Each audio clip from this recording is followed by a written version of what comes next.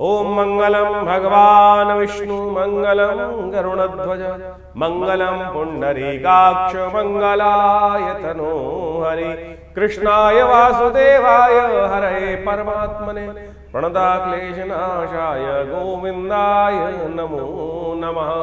नमस्कार, स्वागत है आपका आचार्य वाणी में। मैं आचार्य डॉक्टर विक्रमादित्य आपके साथ, और आज का विषय हमारा है मिथुन राशि वालों के लिए ग्रहों का योगायोग किस प्रकार का है। सितंबर का मध्यकाल मिथुन राशि वालों के लिए बहुत ज़्यादा समझ के अनुसार चलने का है।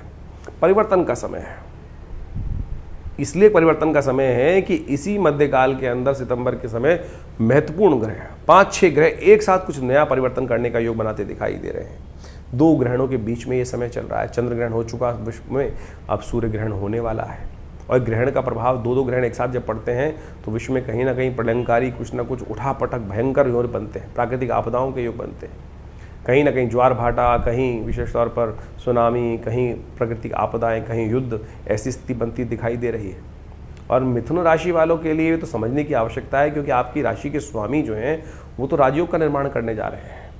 वही राजयोग का निर्माण करने जा रहे हैं, लेकिन थोड़ी कमज़ोर अवस्था में हैं। और यदि कमज़ोर अवस्था को आपने ठीक कर लिया तो ये आपके लिए बहुत बढ़िया समय हो सकता है। आपकी राशि के दृष्टिकोण से यदि हम देखें, शुक्र, सूर्य, मंगल, शनि इत्यादि, ये चंद्रमा इत्यादि समस्त ग्रह कुछ ना कुछ भयंकर परिवर्तन करने का योग बनाते दिखाई दे रहे हैं। और ये परिवर्तन आपके लिए बहुत अच्छे से समझने की आवश्यकता है, क्योंकि शनि महाराज इन दिनों आपकी राशि के दृष्टिकोण से जो राज्य भाव में चल रहे हैं, जो कार्य को पूर्ण करने वाले भाव में चल रहे हैं, वो कभी भी धोखा दे सकते हैं, वैसी वक्री स्थिति में है। और मंगल कहीं ना कहीं उनके समक्ष और आग में घी डालने का प्रयास कर रहे हैं। आपके सबसे बढ़िया जो ग्रह इस वक्त बैठे हुए हैं वो है बृहस्पति महाराज। वो आपके लिए हर काम में सफलता देने के योग दिखाते हैं। लेकिन एक बात ध्यान रख लेना, जब बृहस्पति कई बार अहंकार भी दे देते हैं, और देवताओं के साथ बृहस्पति रहते थे तो कई बार देवता गुण अहंकार में भी आ जाते थे।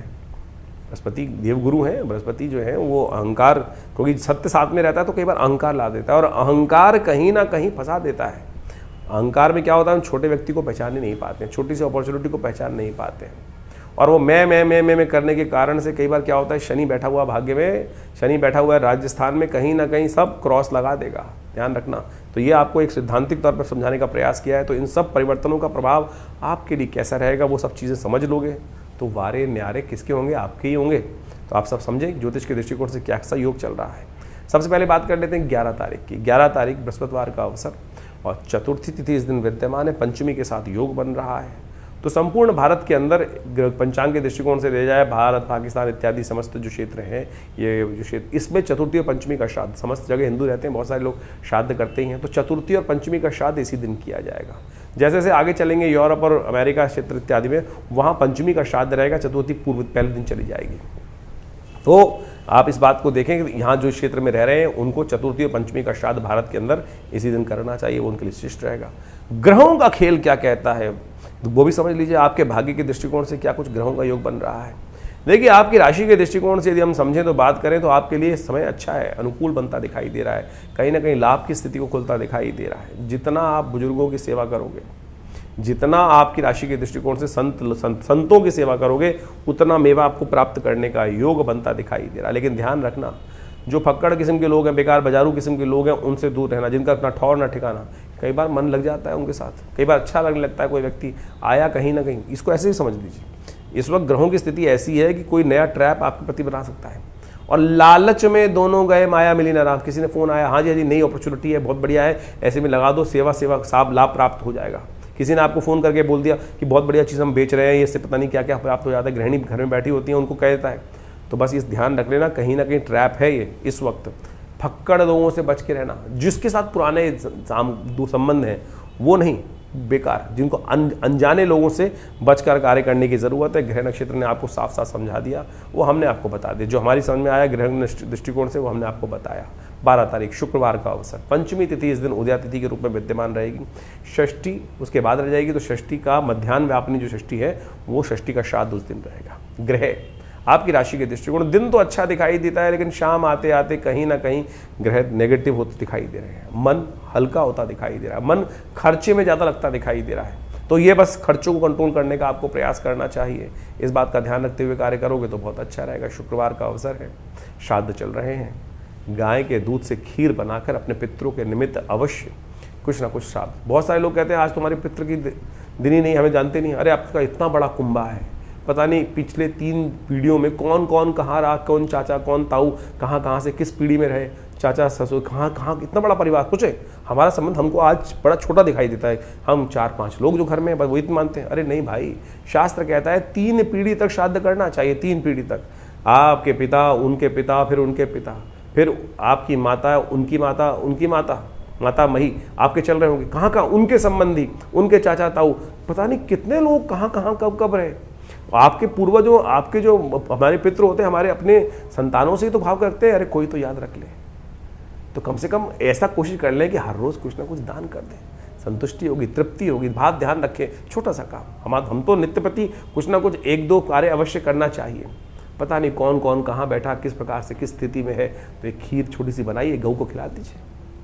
क्या दिक्कत, कुछ लगता है आप करने का प्रयास कीजिए। ईश्वर की कृपा से आप पर कहीं ना कहीं, उस परमात्मा की कृपा से, पितरों की कृपा से ऋण से निवृत्ति का योग बनेगा। पता नहीं कौन सा परेशान हो और उनका ऋण आपके ऊपर चढ़ा हुआ हो, तो कर लीजिए। हमने आपको सिद्धांतिक तौर पे बात समझाने का प्रयास किया, समझेंगे तो अच्छा रहेगा। बहुत सारे लोग अलग अलग तरह समझाने का प्रयास करते हैं, मैं उसमें विवाद में नहीं जाना चाहता। जो मेरे ज्ञान के अनुसार से, मेरे गुरु के ज्ञान के अनुसार से, मेरी वंशावली के अनुसार से मुझे समझ में आया, मैंने आपके समक्ष रखा। 13 तारीख शनिवार का अवसर, षष्ठी और सप्तमी तिथि विद्यमान है, और सप्तमी तिथि के अनुसार से इस दिन सप्तमी क्षय हो रही तिथियों के अनुसार से, भारत के पंचांग के अनुसार से हम देखें तो ये विशेष तौर पर दिखाई देता है कि सप्तमी क्षय तो, लेकिन षष्ठी का श्राद्ध नहीं, सप्तमी का श्राद्ध इस दिन किया जाएगा। और ग्रह परिवर्तन की तरफ जा रहे हैं इस दिन। सबसे बड़ा परिवर्तन ये हो रहा है कि मंगल आपकी राशि के दृष्टिकोण से परिवर्तन की तरफ जा रहे हैं, और ये परिवर्तन करके एक नया रास्ता आपको देते दिखाई दे रहे हैं। मंगल का परिवर्तन, सप्तम सप्तक योग शनि मंगल का जो चल रहा था, उससे तो कहीं ना कहीं 50% रिलीफ आपकी राशि के दृष्टिकोण से मिलता दिखाई दे रहा है। लेकिन अभी षडाष्टक योग बना हुआ है। विश्व के दृष्टिकोण से ये षडाष्टक योग अशांति का प्रतीक है, कहीं ना कहीं उठापटक भयंकर देगा। लेकिन आपकी राशि के दृष्टिकोण से हमें दिखाई देता है कि ये नया विचार दे सकता है। हाँ, थोड़ी नींद में खलल जरूर डाल सकता है। अब आपकी राशि में चंद्रमा, ये ग्रहों की स्थिति अगर अच्छी नहीं है तो आप समझ लीजिएगा, तो वो कहीं ना कहीं नील आपको थोड़ा परेशानी करने के योग दे सकता है। तो उसके लिए आपको मंगल का उपाय करने की ज़रूरत है। मंगल का उपाय अवश्य करने का प्रयास करें। थोड़ा सा मंगल के निमित्त मंगल का मंत्र जप कर लें, हनुमान चालीसा का पाठ कर लीजिए। शनि भी ठीक होंगे, मंगल भी ठीक होंगे, शनिवार का दिवस है, वो आपके लिए अच्छा रहेगा। और इस दिन ग्रहों का परिवर्तन समझें, एक और महत्वपूर्ण परिवर्तन हो रहा है। शुक्र महाराज परिवर्तन करके राशि परिवर्तन कर रहे हैं, और ये आपके लिए बहुत बढ़िया योग बनाते दिखाई दे रहे हैं। ये आपके अंदर नया उत्साह दिखाई दे रहे हैं, कुछ नया रिसर्च की तरफ, नया इनोवेशन की तरफ, नए विचारों की तरफ आपका मन प्रवृत्त होता दिखाई दे रहा है। और ये दिखाता है कि जो शादीशुदा लोग हैं ना, उनको अपने पार्टनर पर पूर्ण विश्वास रखना चाहिए। करिए आपसे बढ़िया काम करने की उनकी शक्ति इन दिनों अब बढ़ सकती है, ऐसा योग बनता दिखाई दे रहा है। और जो शादीशुदा नहीं है उनके लिए ऐसा दिखाई देता है कि उनकी नई मित्रता होने के योग दिखाई देते हैं। सरल रखिएगा तो नई मित्रता, लव लाइफ में एक नई जान आती दिखाई दे रही है, ऐसा योग बनता दिखाई दे रहा है। तो आनंद लीजिए, आपकी राशि के दृष्टिकोण से इस प्रकार के योग बनते दिखाई दे रहे। इस दिन ग्रहों का परिवर्तन का योग जो बन रहा है, अष्टमी का श्राद्ध इस दिन रहेगा। और अष्टमी का श्राद्ध विशेष तौर पर जो इस दिन दिखाई दे रहा है, रविवार के दिन जो ग्रहों का योग बन रहा है, 14 तारीख को जो ग्रहों का योग बन रहा है, वो विशेष तौर पर रविवार के दिन अष्टमी का श्राद्ध रहेगा। और ग्रहों का परिवर्तन विशेष तौर पर जो दिखा रहा है, वो कहीं ना कहीं देर शाम में जाकर परिवर्तन का बहुत सुंदर योग बनेगा। वो आपके लिए राशि में के दृष्टिकोण से कहीं ना कहीं महत्वपूर्ण परिवर्तन करने का योग बनाता दिखाई दे। इस दिन आप श्राद्ध चल रहे हैं तो अवश्य अपने पितरों के निमित्त कुछ ना कुछ गायत्री यज्ञ करना चाहिए। रविवार का अवसर है। हमने विवेकानंद योगाश्रम में इस दिन रविवार के दिन 14 तारीख के दिन गायत्री यज्ञ रखा है। आप भी अपने पितरों के निमित्त गायत्री यज्ञ में सम्मिलित हो सकते हैं। सुबह ये कार्यक्रम रहेगा 8 बजे से लेकर करीब 11 बजे तक। आप सब उस कार्यक्रम में यज्ञ में सम्मिलित हो, गायत्री से यज्ञ करें, पितरों के निमित्त तर्पण भोजन इत्यादि समस्त कराने का प्रयास करें, कल्याणकारी योग बनेगा। अष्टमी का श्राद्ध इस दिन विद्यमान रहेगा। 15 तारीख सोमवार का अवसर रहेगा। नवमी का श्राद्ध इस दिन है, और साथ साथ इस दिन विशेष तौर पर सौभाग्यवती स्त्रियों के लिए श्राद्ध किया जाता है। ग्रहों के दृष्टिकोण से एक महत्वपूर्ण परिवर्तन का योग बन रहा है। गजकेसरी योग, राजयोग आपकी राशि में निर्माण हो चुका है, जो आपकी राशि के दृष्टिकोण से एक नई शक्ति का आपके अंदर सृजन करता दिखाई देगा। चंद्रमा और बृहस्पति की युति आपकी राशि में स्वयं हो रही है, और ये आपके लिए नई एनर्जी के साथ सूर्य उदय होता दिखाई दे रहा है। एक और परिवर्तन हो रहा है, आपके चतुर्थ भाव में बुध स्वयं स्वग्रही होकर विराजमान होने जा रहे हैं, जो आपके लिए बहुत अच्छा योग बनाएंगे। बहुत अच्छा योग कहीं ना कहीं राजयोग का निर्माण करेंगे। लेकिन ध्यान रखना, बुध इस वक्त थोड़े अस्त हैं, थोड़ा सा शक्ति देनी पड़ेगी बुध को। शक्ति देने का तरीका बुध को क्या है कि आप कोशिश ये करें, अपनी बहन, बुआ इत्यादि का सम्मान करें, उनको पसंद रखने का प्रयास करें, उनका आशीर्वाद लेने का प्रयास करें, और तो और साथ छोटी कन्याओं का पूजन करने का प्रयास करें। हो सके तो विशेष तौर पर काम और भगवती के मंदिर में जाकर पान का बीड़ा उनको अर्पित करने का, मीठा पान भगवती को अर्पित करने से, श्रृंगार की सामग्री भगवती को अर्पित करने से कहा जाता है बुद्ध को शक्ति मिल जाती है। ये उपाय आप करेंगे तो आपकी राशि के दृष्टिकोण से अच्छे लाभ के योग बनते दिखाई दे रहे हैं। सौभाग्यवती लोगों का श्राद्ध इस दिन किया जाता है, जो चले गए दिवंगत आत्माएं, जो सौभाग्य स्थिति में गए, स्त्रियां गईं, उनके लिए इस दिन श्राद्ध करने का शास्त्र में नियम है। 15 तारीख को सौभाग्यवती स्त्रियों के निमित्त श्राद्ध, नौमी का श्राद्ध जो होता है सौभाग्यवती स्त्रियों का के लिए श्राद्ध किया जाता है। बड़ी शास्त्र में अद्भुत कथा है, इस बात को हमें समझ लेना चाहिए। शास्त्रों के दृष्टिकोण से किसी भी व्यक्ति के श्राद्धों के निमित्त भोजन कराने के लिए हमारे यहाँ कहा गया है कि या तो ब्राह्मण को भोजन कराएं, गऊ के निमित्त भोजन ग्रास निकाल दें, साथ साथ कौवे के निमित्त भोजन निकालें, और साथ साथ कहा जाता है कि चींटियों के निमित्त, काक के निमित्त, कौवे के निमित्त, श्वान के निमित्त ये सब भोजन निकालने की व्यवस्थाएँ हैं, ये अवश्य डालनी चाहिए। और कहा जाता है कि बड़ी श्रद्धा के साथ भोजन को बनाएं, और उसके बाद भोजन को बनाने के बाद भिक्षुकों को भी साथ में व्यवस्था करनी चाहिए खाने की। जो गरीब लोग हैं, जरूरतमंद लोग हैं, उनके लिए भोजन निकालने की व्यवस्था करनी चाहिए। शास्त्र में बड़ी अद्भुत कथा आती है कि महाराष्ट्र के एक सिद्ध संत हुए, वो भोजन कराने की सुंदर व्यवस्था कर रहे थे। अपने घर में श्राद्ध था और खूब अच्छे अच्छे पकवान बन रहे थे, श्राद्ध का समय चल रहा था, उनकी व्यवस्था थी, उनके पूर्वज का श्राद्ध था, बड़ी श्रद्धा से उन्होंने श्राद्ध का भोजन तैयार करवा रहे थे। अपने आंगन में बैठे हुए साधना कर रहे थे, मंत्र जप कर रहे थे, गायत्री का जप चल रहा था। लेकिन बाहर से कुछ छोटे गरीब बच्चे बाहर से जा रहे थे। उनके कान में उन बच्चों का वार्तालाप का शब्द पड़ा, और उन्होंने उस बात को कहा, देखा कि बच्चे कहते हुए जा रहे हैं तो आज तो खाना बड़ा सुंदर सुंदर खुशबू आ रही है, यहाँ बहुत अच्छे अच्छे पकवान बने हुए हैं। तो छोटे बच्चे थे, जाते जाते निकल गए। जहाँ संत के कानों में जब वो शब्द पड़ा तो तुरंत उठे, मंत्र जब बीच में छोड़ा और बाहर निकल के आए और रोका उनको, अरे रुको।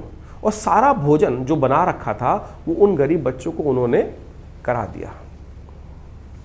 और उसके बाद दोबारा चौकी की व्यवस्था की गई, पुनः स्वच्छता की गई, और पुनः अपने पूर्वजों के निमित्त ब्राह्मण भोजन कराने के लिए सब व्यवस्था की गई। शास्त्र में कथा आती है इस प्रकार से, बहुत सारी जनमानस में कथा है।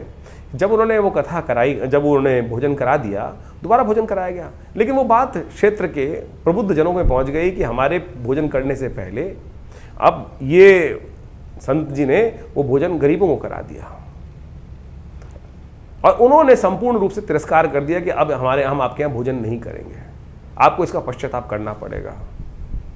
संत ने कहा पश्चाताप बिल्कुल कर लेते हैं, आप जैसे कह रहे हैं वैसे कर लेंगे। तो कहा जाता है कि उन्होंने पश्चाताप करने के लिए जल में खड़े होकर, उनको कहा गया कि इस समय तक जल में खड़े होकर पश्चाताप आपको करना है। दूर कहीं घटना घटती है कि एक किसी व्यक्ति को स्वप्न में आते हैं कि वहाँ बैठे हुए एक संत पश्चाताप कर रहे हैं, और उनको कोढ़ था, और वो कोढ़ी जो व्यक्ति था उसको स्वप्न आया कि वहाँ जाकर उनसे कहना कि जो आपने पुण्य किया है वो जल आप पे डाल दे तो ये आपका रोग ठीक हो जाएगा। वो कोढ़ी भगवान से प्रार्थना करता था कि भगवान मेरा रोग ठीक करो, मेरा रोग ठीक करो। भगवान ने स्वप्न में सपने दिए, दर्शन दिए, और संत के दर्शन करके जब वो पहुँचते हैं संत दर्शन करने के लिए, वो पश्चाताप पूरे गाँव के समाज के समान सामने वहाँ कर रहे थे। और उन्होंने कहा उस संत से कि महाराज आप पश्चाताप कर रहे हो तो आप एक काम करो, जो आपने कर्म किया है, मुझे ऐसे स्वप्न में भगवान ने दर्शन देके कहा है कि आपका पुण्य जो है वो मुझे दे दें। उन्होंने महाराज कहा मैंने तो कोई पुण्य ऐसा मेरे ज्ञान के अनुसार से तो नहीं किया। संत ज्ञानेश्वर ने वहाँ पर इस भाव को रखा, और संत ज्ञानेश्वर ने अपने उस मंत्र से अभिमंत्रित जल के बोले मैं ठीक है आपको पुण्य दे देता हूँ। मेरे अनुसार तो मेरा कोई ऐसा पुण्य करने का मन नहीं था, कोई ऐसा पुण्य करने की इच्छा से मैंने ये कार्य किया हो, मुझे लगा ठीक है, लेकिन फिर भी अगर आपकी इच्छा है तो मैं इसका पुण्य आपको जल छिड़क लेकर अभिमंत्रित कर कर उन्होंने उसको दे दिया पुण्य। कहा जाता है कि उसका कोढ़ वहीं ठीक हो गया। तो ये आप माने, शास्त्र में आज भी, आज से 200 साल पहले की कथा है, घटना है, और संत ने, ज्ञानेश्वर जी ने ये घटना उनके जीवन काल में, उनकी जीवनी में ये बात लिखी होगी। तो आप समझें कि हम कोई भी भेद नहीं है संसार में किसी भी दृष्टिकोण से। कुछ तथा कथित तौर पे समाज में बहुत सारी भ्रांतियाँ उत्पन्न हो जाती हैं। तो सौभाग्यवती इस दिन विशेष तौर पे भोजन जो करा रहे हैं गरीबों को, कैसे भी भोजन यथाउचित भाव से कराने का प्रयास करें, आपके पितृ संतृप्त होंगे, बिल्कुल उनको वो आपको आशीर्वाद देंगे। इस बात का हमको ध्यान रखना चाहिए। तो श्रद्धा का समर्पण है। श्राद्ध जो है ना, श्रद्धा का समर्पण है। श्रद्धा भाव से इस कर्म को आप अवश्य करने का प्रयास करें, कल्याण होगा। भगवती कृपा से कष्ट दूर होने के योग बन जाएंगे। तो मिथुन राशि वालों, 16 तारीख का भविष्य भी जान लीजिए। 16 तारीख के दिन मंगलवार पड़ रहा है, दशमी तिथि विद्यमान है और इस दिन ग्रहों का एक विशेष परिवर्तन, संक्रांति का योग बन रहा है। मंगलवार संक्रांति का योग, श्राद्धों का समय, दशमी का श्राद्ध इस दिन रहेगा। ग्रह नक्षत्रों के दृष्टिकोण से ग्रहों का योग, सूर्य का ये परिवर्तन जो आपकी राशि के दृष्टिकोण से है महत्वपूर्ण है। आपकी राशि के दृष्टिकोण से अपने घर से निकलकर बुध के ग्रह में एक राजयोग का निर्माण तो करते दिखाई दे रहे हैं सूर्य के साथ, सूर्य बुध के साथ बैठकर, लेकिन बुध वहाँ कमजोर स्थिति में है और चतुर्थ भाव मकान का माना जाता है, सुख का माना जाता है। इस कमजोर अवस्था का कारण से केतु वहाँ पहले से विराजमान होकर जिस प्रकार का ग्रहों का योग बनकर आगे निकल गया है, जो ग्रह केतु के भाव से निकलकर, केतु के साथ निकलकर सूर्य और बुध का जो योग बना है केतु सटकर, ये कहीं ना कहीं जमीन जायदाद के सुख में कहीं ना कहीं परेशानी लाने का योग बना सकता है। ध्यान रखना पड़ेगा। इन दिनों आप देखेंगे जमीन जायदाद में कुछ ना कुछ थोड़ा बहुत उठापटक होने के योग बनते दिखाई दे रहे हैं। थोड़ा छोटी छोटी परेशानियां कुछ ज़्यादा उत्पन्न होने के योग बन सकते हैं। तो ऐसे में थोड़ा बुध को ताकत देने की ज़रूरत है, सूर्य का उपाय करने की ज़रूरत। संक्रांति है और मिथुन राशि वालों को संक्रांति के दिन सबसे अच्छा है कि एक कलश में, तांबे के कलश में भरकर जो साबुत मूंग होती है उसको दान करना चाहिए, पंखा दान करना चाहिए, जूते दान करना चाहिए, छाते का दान करना चाहिए संक्रांति के दिन, सूर्य का आपको बल देने के लिए और आपके सुखों में कहीं ना कहीं कोई दाग ना लगे, छाया रहे, छत्र रहे, आपकी कृपा प्राप्ति करे। इसलिए इन सब चीज़ों का दान करना आपकी राशि के दृष्टिकोण से परम श्रेष्ठ दिखाई देता है।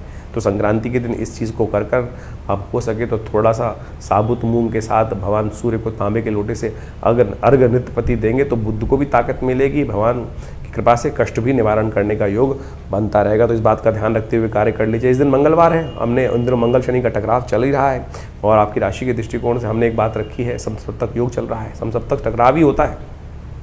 षडाष्टक योग जो है, समसप्तक नहीं षडाष्टक योग चल रहा है, जो वो कहीं ना कहीं टकराव की स्थिति, समसप्तक योग समाप्त होकर अब षडाष्टक योग बन गया है, वो कहीं ना कहीं टकराव की स्थिति उत्पन्न कर रहा है, जो कोलाहल विश्व में मचा सकता है। ग्रहण काल के बीच में ये समय चल रहा है, दो ग्रहण के बीच में ये समय चल रहा है। इस वक्त विश्व में कहीं ना कहीं कोई नई आपदा सिर उठाती दिखाई देगी और वो कहीं ना कहीं भयंकर प्रलयंकारी प्राकृतिक आपदाओं को भी कहीं ना कहीं निमंत्रित होता दिखाई दे रहे हैं। ग्रहों का योग करता दिखाई दे रहा है। ध्यान रखना पड़ेगा आपको। इन सब कष्टों को निवारण करने के लिए, भगवान की प्रार्थना के लिए हमने मंगलवार के दिन विश्व शांति महायज्ञ, ग्रह शांति महायज्ञ, पितृ शांति महायज्ञ के साथ साथ हमने सुंदरकांड का पाठ रखा है, जो मंगलवार को होता ही है। आश्रम में आप सम्मिलित हो सकते हैं उसमें, जो शाम को 6 बजे से लेकर करीब रात्रि में भंडारे के साथ 9 बजे तक सुंदर कार्यक्रम रहेगा। आप इसमें यज्ञ में सम्मिलित हों। प्रभु की कृपा से कष्ट निवारण करने का योग आप सबके जीवन में बनेगा। अवश्य इस बात का ध्यान रखें, अपने घर में भी पाठ करने का प्रयास करें। 17 तारीख बुधवार का अवसर है, दशमी तिथि विद्यमान है। ग्रहों ने एक नया परिवर्तन का योग बनाया है। आपकी राशि के दृष्टिकोण से जो परिवर्तन आपके लिए बड़ा शुभ बनता दिखाई दे रहा है और इस वक्त ग्रहों का योग जो बनकर आया है वो कहीं ना कहीं आपकी राशि के दृष्टिकोण से एक बहुत बढ़िया योग बना रहा है, जो कहीं ना कहीं जितने आप सरल रहेंगे ना उतना बढ़िया रहेगा। थोड़ा बृहस्पति आपको सरल होने में कमी करता दिखाई दे, ज्ञान तो दे रहा है लेकिन थोड़ा सा ज्ञान के साथ साथ अभिमान ज़्यादा दे रहा है। अभिमान हो जाता है तो चीज़ें खराब हो जाती हैं, इस बात का ध्यान रखें। और आपका ग्रह कह रहा है इस वक्त ग्रहों के परिवर्तन के साथ साथ, जैसे 5-6 ग्रह परिवर्तन के योग जो बने हैं, चंद्रमा भी इस दिन परिवर्तन की तरफ चला गया, वो स्वग्रही हो गया है, वो सीधा सीधा एक ही बात कह रहा है, जितना सरल होगे ना, जितना माता पिता गुरुजन के चरणों में बैठोगे, सबको बड़ा मानो, विनम्र हो जाओ और देखो फिर चमत्कार होने के योग बन सकते हैं। इस दिन इंदिरा एकादशी का योग बन रहा है। भगवान, कहा जाता है इंदिरा एकादशी के दिन व्रत रखकर भगवान का पूजन करके उनका चरणामृत ग्रहण कर लेना चाहिए, तो सारे पाप क्षय हो जाते हैं। सारे पाप क्षय हो जाते हैं। जी हाँ, देखिए कहा गया, कितनी बड़ी बात, सारे पाप क्षय हो जाते हैं। और ये ब्रह्म वैवर्त पुराण के अंतर्गत ये बात कही गई है। इस बात का ध्यान करते हुए कार्य कर लेना चाहिए। तो इस बात का ध्यान रखते हुए कार्य करेंगे तो बहुत अच्छा रहेगा आपके लिए। कृष्ण एकादशी का सुंदर जो योग बनता है वो संपूर्ण रूप से कल्याणकारी योग बनाता है। तो इस दिन विशेष तौर पर भगवान विष्णु का पूजन करें। जो विशेष तौर पर श्राद्ध है उसके लिए भी नियम शास्त्र बताया गया है कि इस दिन ब्राह्मणों को जो जमाया जाता है वो सीधा भोजन नहीं दिया जाता, कच्चा भोजन दान करने की व्यवस्था इस दिन करनी चाहिए। और साथ साथ उस दिन क्या करना चाहिए, एक पिंड बनाकर और वो गऊ को खिलाना चाहिए, सूंघकर अपने पितरों के निमित्त फिर गाय को खिला दीजिए। वही पितृ संतृप्ति का जो पितृत्व होते हैं उससे योग बन जाएगा। जिनका एकादशी का श्राद्ध है उनको इसी प्रकार से करना चाहिए। 18 तारीख बृहस्पतिवार का अवसर, द्वादशी तिथि विद्यमान है। समस्त ग्रह, बहुत सारे ग्रह परिवर्तन की तरफ चले गए हैं और ये परिवर्तन का जो काल है ये कहीं ना कहीं कुछ ना कुछ नया कुछ करता दिखाई दे रहा होगा, नई सूचनाओं को नया कुछ ना कुछ परिवर्तन का योग बनाता दिखाई दे रहा है और उस परिवर्तन का प्रभाव आपके ऊपर भी पड़ सकता है। लेकिन आपकी राशि के दृष्टिकोण से कहीं ना कहीं आपके लिए कुछ नए लाभ के रास्ते भी खुलता दिखाई दे रहा है। ये ग्रह इस वक्त दिखा रहे हैं आपकी राशि के दृष्टिकोण से कि आपको थोड़ा सा केवल अपने पद का ध्यान रखते हुए, सम्मान का ध्यान रखते हुए कार्य करना। मन थोड़ा चंचल ज़्यादा होगा, नई नई बात, कुछ नई हवाई योजनाएं ज़्यादा बनती दिखाई देंगी। इस वक्त ग्रह ऐसे चल रहे हैं कि जो सबसे बड़ी हवाई योजनाएं कुछ ज़्यादा ही बना रहे हैं, ऐसा कर लेते हैं वैसा कर लेते हैं। प्रैक्टिकल काम धरातल पे थोड़ा कम होते दिखाई दे रहे हैं, तो इस बात का ध्यान रखते हुए कार्य करें कि प्रैक्टिकल काम, पीली चीज़ों का दान करना आपके लिए अच्छा रहेगा। इस दिन द्वादशी का श्राद्ध शास्त्र के दृष्टिकोण से किया जाना चाहिए, शुद्ध रूप से व्याप्त है, वो करेंगे तो अच्छा रहेगा। 19 तारीख शुक्रवार का अवसर, त्रयोदशी तिथि विद्यमान है, उस दिन प्रदोष का योग बन रहा है, शुक्र प्रदोष का योग बन रहा है। ग्रह परिवर्तन की तरफ जा रहे हैं और ये परिवर्तन शुक्र के साथ, केतु के साथ, चंद्रमा का ये युति बन रही है, ये आपके लिए बहुत बढ़िया योग बन रहा है। नई मित्रता, नए दोस्त कहीं ना कहीं आपके लिए बन रहे हैं, लेकिन ध्यान रखना धर्म से विमुख मत होना। इन दिनों ग्रह आपकी राशि के दृष्टिकोण से ये बात कर रहे हैं कि जितना धर्म सरल रखोगे अपने आप को और जितना रूढ़िवादी बातों में फंसोगे, उतना कष्ट होने के योग बनेंगे। धर्म से विमुख व्यक्ति अपने परिवार को भी परेशान करेगा, खुद भी परेशान होगा। इस बात का ध्यान रखते हुए कार्य करें। इस दिन सांसारिक इच्छाओं को पूर्ति करने के लिए बड़ा अद्भुत योग है। शुक्र प्रदोष योग बन रहा है, पिछली बार ही बना था और इस बार फिर बन गया है, फिर पता नहीं 8-10 महीने बाद ऐसा योग बनेगा। तो इस समय में क्या करना चाहिए?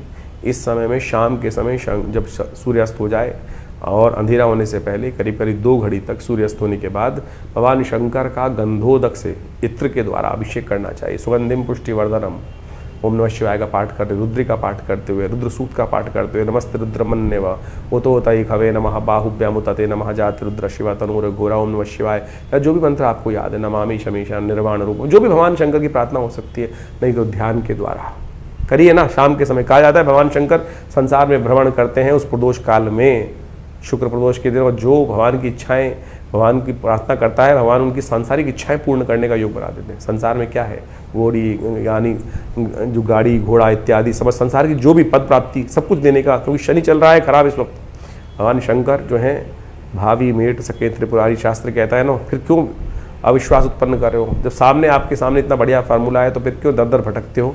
करो और कल्याण कर लो, इस बात का ध्यान रखो। लेकिन राहु बैठा है खराब, राहु आपको धर्म से विमुख कर रहा है।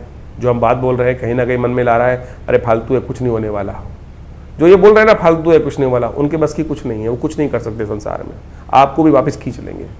करो, उठो, चलो, सत्य है। हमारे जितने पूर्वज हैं उन्होंने वो सब यही करके लाभ, भगवान का लाभ प्राप्त किया है। इससे विश्वास जागेगा और विश्वास से जो आप काम करते हो उसमें और ज़्यादा आप दृढ़ता से लग जाओगे। एक सहारा चाहिए, परमात्मा का नाम वो सहारा है। 20 तारीख शनिवार का अवसर है, चतुर्दशी तिथि विद्यमान है। ग्रह नक्षत्रों के दृष्टिकोण से दिन आपके लिए करीब करीब 75% तो फेवर में दिखाई देता है ग्रह नक्षत्रों के दृष्टिकोण से। चतुर्दशी का श्राद्ध इस दिन आ गया है। भगवान शंकर की सुंदर पूजा करें, वो बहुत चतुर्दशी भगवान शंकर की मानी जाती है। तो इस दिन यथाउचित भाव से भगवान शंकर का पूजन करना आपके लिए कल्याणकारी रहेगा। ग्रह नक्षत्र इस दिन जो दिखा रहे हैं वो आपकी राशि के दृष्टिकोण से, आप शनिवार का दिन है, शनि का उपाय जरूर करने इस दिन। शनि स्तोत्र का पाठ हो सके तो शनिवार हनुमान चालीसा का पाठ कर लें, हनुमान जी का स्तवन कर लें, वो आपके शनि के दोषों को शमन करने के लिए कल्याणकारी योग बनाएगा। श्राद्ध का समय चल रहा है और अभी आपने अपने भविष्य के संबंध में ग्रहों के परिवर्तन के अनुसार से कार्य समझें। देखिए, हमारे जीवन में कई बार ऐसे योग बन जाते हैं कि ग्रह बिल्कुल हमारे लिए बहुत अच्छे चल रहे हैं, सपोर्टिव चल रहे हैं, चाहे वो गोचर में हो, चाहे वो आपकी जन्मपत्री में दशाएं, अंतरदशाएं, लेकिन फिर भी कई बार हमारे मनोमस्तिष्क में कई ऐसे विशेष योग परेशानी के योग बन जाते हैं जिनसे हम निवारण का रास्ता ढूंढ ही नहीं पाते हैं। हो सकता है बिल्कुल कि पितृ ऋण जैसी समस्याएं जो हों वो आपके जीवन में कष्टकारी बनी हो, तो इसीलिए हमें अपने कुछ दायित्वों का निर्वाह अवश्य करना चाहिए। श्राद्ध इत्यादि कर्म उन्हीं दायित्वों का निर्वाह करने के लिए होते हैं। यदि घर में अनचाहे कोई कष्ट चल रहे हैं, सब कुछ होते हुए, समृद्धि होते हुए भी आनंद घर में नहीं है, जीवन निरस्ता की तरफ चलता चला जा रहा है और बार बार सपने इत्यादि में पितरों का आना दिखाई देता है, या उनकी याद बहुत ज़्यादा बनी रहती है, या आपके घर में बहुत सारे काम रुके पड़े हैं, विवाह इत्यादि के काम रुके पड़े हैं, अनेक प्रकार की कुछ ना कुछ जीवन में समस्याएं कैसे ना कैसे रूप में आती रहती हैं, तो हो सकता है उसका कारण पितृ ऋण हो। और उस पितृ ऋण से निवृत्ति के लिए शास्त्र में अनेक उपाय वर्णित किए गए। हमने भी अपना बहुत सारा अनुभव देखा कि जिस समय में एक व्यक्ति आए, उनके सपने में उनके कुछ पूर्वज थे, माता पिता इत्यादि थे, माता जी इत्यादि, उनकी बार बार सपनों में आती थी और ऐसा लगता था कि कुछ परेशान स्थिति में है। वो हमारे आश्रम पे आए और हमने उनका जो भी शास्त्र के दृष्टिकोण से अनुष्ठान हो सकता है वो अवश्य कराने का रास्ता बनाया। गायत्री ऐसे में सबसे श्रेष्ठ कहा जाता है कि गायत्री का 1.25 लाख जो यदि यज्ञात्मक तौर पे करा दिया जाए तो पितृ निवृत्ति से, ऋण से निवृत्ति के योग बन जाते हैं। और आप सत्य माने कि वो अनुष्ठान पूर्ण आहुति कराई गई और पूर्ण आहुति कराने के कुछ दिन बाद, जैसे 21 दिन का शायद अनुष्ठान उन दिनों रहा होगा, और उसका अनुष्ठान के कराने के बाद 10 दिन बाद उनका फोन आया कि हमारे घर में जो शादी रुकी पड़ी थी, बिटिया की शादी नहीं हो रही थी, उसका भी योग बन गया। तो हो सकता है आपके बहुत सारे जीवन की समस्याएं इस पितृ ऋण से के कारण से ही हो रही हों, और हम समय समय पर जिस प्रकार से शास्त्र में वर्णित है कि नित्यपति, हम तो केवल बहुत सारे लोग तो श्राद्धों में भी आज अपने पितरों के निमित्त जो तर्पण इत्यादि है, ब्राह्मण भोजन इत्यादि है, गौग्रास इत्यादि नहीं निकाल पाते हैं, लेकिन शास्त्र में तो नित्यपति अपने पितरों के निमित्त उस तर्पण इत्यादि कार्य को कहा गया है। अभी हमारे इन बहुत सारे प्रश्न भी समय समय पर हमारे चैनल पर आते रहते हैं लोगों को। तो एक प्रश्न आया कुछ दिन पहले जो हमने उसका कारण भी बताया, उसका निवारण भी लिख के भेजा उनको, कि एक कहा गया कि भाई हम तो गया में जाके श्राद्ध कराए हैं, क्या अब हमको आवश्यकता नहीं है दोबारा, हम तो गया में ऐसा बताया गया कि अब वापस आके दोबारा अपने श्राद्ध कराने की ज़रूरत ही नहीं है। देखिए, श्राद्ध कराने की ज़रूरत हमेशा होती है, श्राद्ध तो नित्यपति है। गया जी का महात्म्य इस प्रकार से बताया गया कि पिंड वहाँ करने के बाद आपके पिंड से निवृत्ति होती, पिंड छुड़ाने मत जाइए। श्रद्धा के साथ यदि गया जी जा रहे हैं तो वहाँ अवश्य विष्णुपद इत्यादि में जाकर अपने पितरों के निमित्त जो श्राद्ध कर्म कर सकते हैं वो बिल्कुल अवश्य करना चाहिए, लेकिन नित्यपति का जो दायित्व है वो तो निर्वाह करेंगे। और बहुत सारे लोग बोल देते हैं कि पितरों की वो विशेष तौर पर क्या है कि उनका पुनर्जन्म हो गया होगा। शास्त्र में वर्णित है कि 3 पीढ़ी तक हर व्यक्ति को अपने पिता, मतलब ज्येष्ठ पिता और उनके परपिता, वहाँ इन सब का श्राद्ध इत्यादि, माता इत्यादि का श्राद्ध इसी प्रकार से 3 पीढ़ी तक अवश्य करना चाहिए, चाहे बड़े हैं चाहे छोटे हैं, चाहे वो किसी भी, बहुत सारे लोग कहते हैं हमारे बड़े भाई कर लेंगे या भाई कर लेंगे, स्त्रियां नहीं करती हैं अपने माता पिता का जो जाने के बाद। अरे आपको अवश्य करना चाहिए, कोई भी कर सकता है। शास्त्र प्रमाण करते हैं इस बात को कि स्त्री भेद का कोई इसमें वो नहीं है, स्त्री पुरुष का कोई भेद नहीं है, और इस बात को हमको अच्छे से यथाउचित भाव से करने का प्रयास करना चाहिए। ब्राह्मण भोजन करा दीजिए, सबसे श्रेष्ठ शास्त्र में वर्णित है। गऊ को ग्रास निकाल दीजिए, ब्राह्मण नहीं मिल रहे हैं तो गऊ को गरीबों को भोजन करा दीजिए। चींटी इत्यादि, श्वान इत्यादि, इन सब की जो बलि व्यवस्था दी गई है वो अवश्य कराने का प्रयास। बलविश्वदेव महायज्ञ के अनुसार से शास्त्र के दृष्टिकोण से बहुत सारी चीज़ें बताई गई है कि हमें 5 जो है उनको, ब्राह्मण को, गऊ को, श्वान को, काक को, चींटियों को, इन सबको अवश्य यथाउचित भाव से अपने पितरों के निमित्त भोजन का अवश्य व्यवस्था करने का प्रयास करना चाहिए। और इससे आप सत्य माने कि पितरों के प्रति जो ऋण है वो निवृत्ति होती ही है, और उसमें कोई बहुत ज़्यादा खर्चा करने की ज़रूरत नहीं, अपनी श्रद्धा के अनुसार से आप जैसी सामर्थ्य। और एक बात और ध्यान रखें कि यदि आप पितृ के निमित्त श्राद्ध इत्यादि कार्य कर रहे हैं, बाई चांस किसी के पास कुछ धन अभाव है, वो बाहर से उधार पकड़कर इस प्रकार की व्यवस्था बनाने का प्रयास करता है कि भाई उधार पैसे से नहीं, उधार लिया हुए पैसे से यदि पितृ कर्म इत्यादि श्राद्ध इत्यादि कर रहे हैं तो वो पितरों को नहीं लगेगा, उससे तो और ज़्यादा उनको कष्ट होगा। तो जितनी अपनी सामर्थ्य, जितनी अपनी इच्छा है, जितनी हमारी व्यवस्थाएं हैं, उसके अनुसार से हमें ये कार्य अवश्य करने का प्रयास करना चाहिए। हमने आपको बताया कि नित्यपति कौन सी तिथि में कौन सा श्राद्ध बन रहा है, उसके निमित्त अवश्य कार्य करने का प्रयास करें।